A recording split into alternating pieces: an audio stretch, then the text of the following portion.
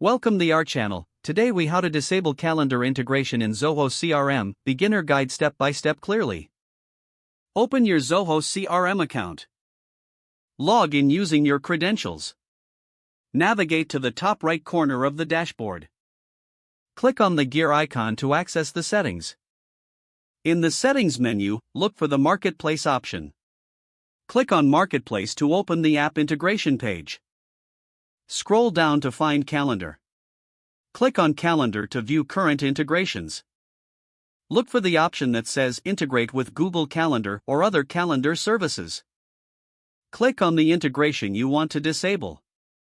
You will see an option to disconnect or disable the integration. Select the option to disconnect. Confirm your choice when prompted to ensure the integration is disabled. Once you have successfully disconnected, return to the Settings menu. To verify the changes, revisit the Calendar section. You should see that the integration is no longer active. Congratulations, you have successfully disabled calendar integration in Zoho CRM. If the page does not load, refresh the browser or try again in a private or incognito window. Make sure you are using the correct email address, then retype it carefully to avoid small typos.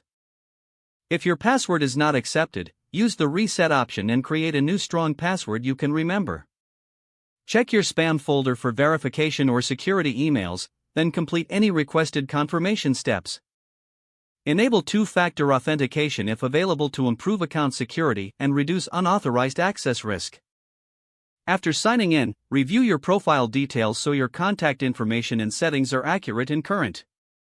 If you see an error message, note it down and try again after restarting your device and internet connection. Log out when you finish, especially on shared devices, to keep your account and payment information secure. If the page does not load, refresh the browser or try again in a private or incognito window. Make sure you are using the correct email address, then retype it carefully to avoid small typos. If your password is not accepted, use the reset option and create a new strong password you can remember. Check your spam folder for verification or security emails, then complete any requested confirmation steps. Don't forget to like this video and subscribe to our channel for more step-by-step tech guides.